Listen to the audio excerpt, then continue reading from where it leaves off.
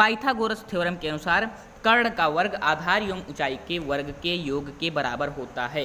यह प्रमेय अक्सर तब प्रयोग की जाती है जब हमें एक समकोण त्रिभुज में कोई भुजा का मान ज्ञात नहीं होता है। यानी इसको हम कब यूज़ करते हैं, जब हमारे पास कोई राइट एंगल्ड ट्रायंगल होता है। मान लीजिए हमारे पास राइट एंगल ट्रायंगल है, इसकी एक भुजा क्या होगी 90। अब मान लेते हैं इस त्रिभुज को ए बी और सी, ये एक क्या है त्रिभुज है। कौन सा त्रिभुज है, राइट एंगल यानी समकोण त्रिभुज है। अब इसमें कोई हमको दो भुजा ज्ञात है, इसको तो आप ये मान लेते हैं, कोण आप थीटा मान लेते हैं, तो इसके सामने की भुजा ये क्या हो जाएगा लंब यानी कि परपेंडिकुलर, ये हो जाएगा आपका बेस यानी कि आधार, और ये हो जाएगा हाइपोटेनस यानी कर्ण। अब इनमें से कोई एक हमें मान लिया पता है, कोई दो पता है, चाहे परपेंडिकुलर हाइपोटेनस पता है या परपेंडिकुलर और बेस पता है या हाइपोटेनस और बेस पता है, तो तीसरी भुजा ज्ञात करने के लिए हम पाइथागोरस थ्योरम यूज़ करते हैं। पाइथागोरस थ्योरम है क्या, इस प्रमेय को हम समीकरण के रूप में इस प्रकार लिखते हैं। किस प्रकार से लिखते हैं, कर्ण का स्क्वायर बराबर आधार का स्क्वायर प्लस ऊंचाई का वर्ग। यानी कि पाइथागोरस थ्योरम के अनुसार इस भुजा का वर्ग यानी कर्ण का वर्ग इन दोनों भुजाओं के वर्ग के बराबर होता है।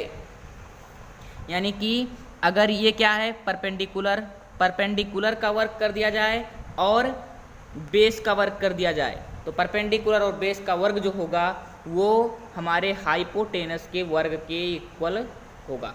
ओके, ये है हमारा पाइथागोरस थ्योरम। कर्ण का स्क्वायर बराबर आधार का स्क्वायर प्लस ऊंचाई का स्क्वायर। ऊंचाई को आप क्या मान सकते हैं, परपेंडिकुलर बोल सकते हैं। तो कर्ण का स्क्वायर यानी हाइपोटेनस का स्क्वायर इक्वल टू बेस का स्क्वायर और प्लस हाइट का स्क्वायर, या इसको आप बोल सकते हैं परपेंडिकुलर का स्क्वायर। ओके, आई थिंक आप लोगों को समझ में आ गया होगा। पाइथागोरस प्रमेय से समकोण त्रिभुज की अज्ञात भुजा ज्ञात करना।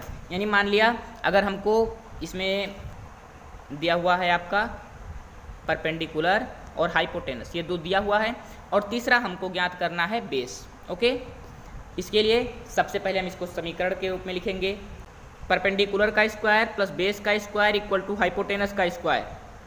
परपेंडिकुलर यानी कि लंब, बेस यानी आधार, एंड हाइपोटेनस यानी कर्ण।